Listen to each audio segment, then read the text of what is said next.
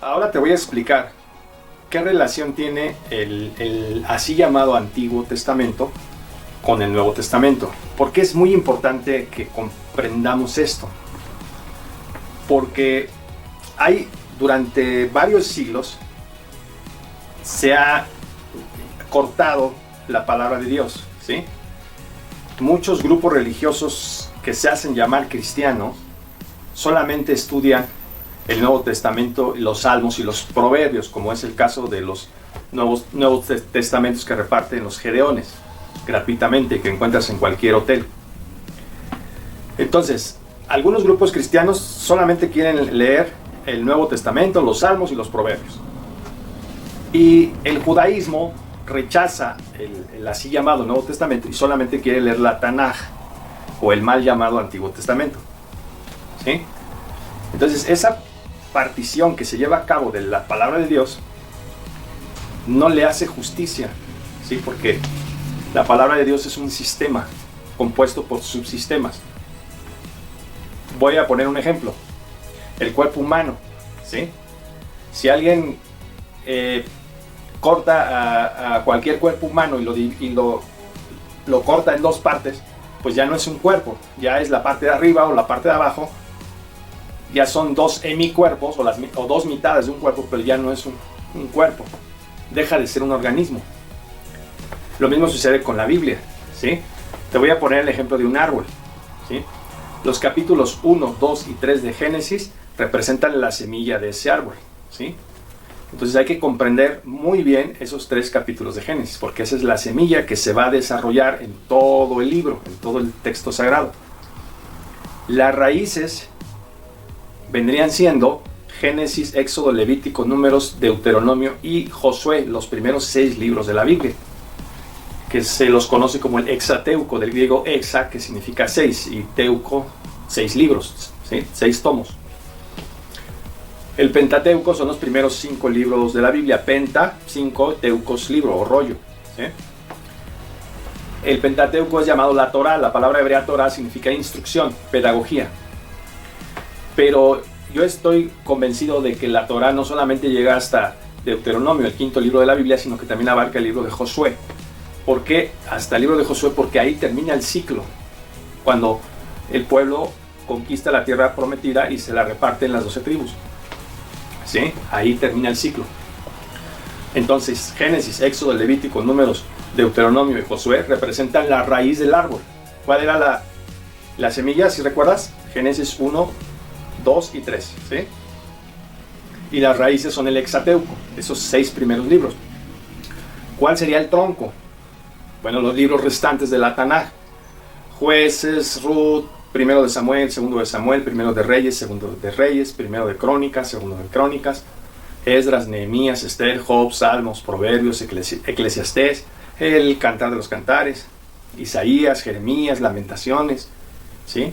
Ezequiel, Daniel, Oseas, Joel, Amós, Abdías, Jonás, Miqueas, Nahum, Habacuc, Sofonías, Ageo, Zacarías y el último, el profeta Malaquías. ¿Ok? Esos árboles de Jueces a Malaquías representan el tronco del árbol, ¿sí? Y las ramas del árbol vendrían siendo los libros del mal llamado Nuevo Testamento, ¿sí? Que son Mateo, Marcos, Lucas, Juan, Hechos, Romanos, Primera y Segunda a los Corintios, Gálatas, Efesios, Filipenses, Colosenses, Primera y Segunda a los Tesalonicenses, Primera y Segunda a Timoteo, Tito, Filemón, Hebreos, Santiago, ¿sí? Primera de Pedro, Segunda de Pedro, Primera de Juan, Segunda y Tercera de Juan, Judas y finalmente el Apocalipsis, ¿sí? Esas son las raíces. Son las raíces del árbol. Bueno, vamos a dejarlo hasta la carta de Judas, que está antes del Apocalipsis. Entonces, las ramas serían de Mateo a Judas. Y el Apocalipsis vendría siendo ya el fruto del árbol, ¿sí? Entonces, la semilla, Génesis 1 al 3, la semilla del árbol, así chiquitita, representa la creación de todas las cosas. Y el fruto, ya de la parte final del libro de Apocalipsis, sería la nueva creación. Si la semilla es la creación, el fruto del árbol sería la nueva creación. Si la semilla es la creación de los cielos y la tierra, el fruto sería los nuevos cielos y la nueva tierra. ¿Sí? Si la semilla representa el paraíso perdido de Adán y Eva, en el fruto del árbol representa el paraíso restaurado de la Nueva Jerusalén. ¿Sí? Si la semilla contiene la primera rebelión de Satanás, el fruto del árbol contiene la última rebelión de Satanás después del milenio descrito en Apocalipsis 20. Si la semilla contiene el relato de la boda fracasada de Adán y Eva por su rebeldía, el Apocalipsis, como fruto, contiene el relato de una boda triunfal del último Adán, que es el Mesías, con su esposa simbólica, la Kehilá, o congregación cristiana, fiel. No se refiere a las iglesias de la cristiandad, se refiere a la congregación de cristianos fieles. ¿Sí?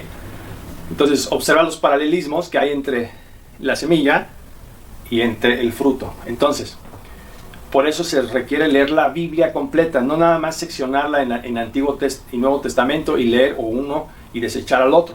¿Sí? ¿Cómo vamos a entender el mal llamado Antiguo Testamento a la luz del mal llamado Nuevo Testamento? ¿Y cómo vamos a conocer el Nuevo a la luz del Antiguo? ¿Sí? Entonces ahí se entrecruzan.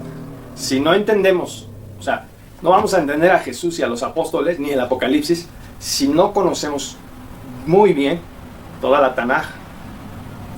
De igual manera, no vamos a comprender el significado de la Tanaj o del Antiguo Testamento si no entendemos el Nuevo Testamento o las escrituras griegas. Entonces tenemos que estudiar todo el árbol, ¿sí?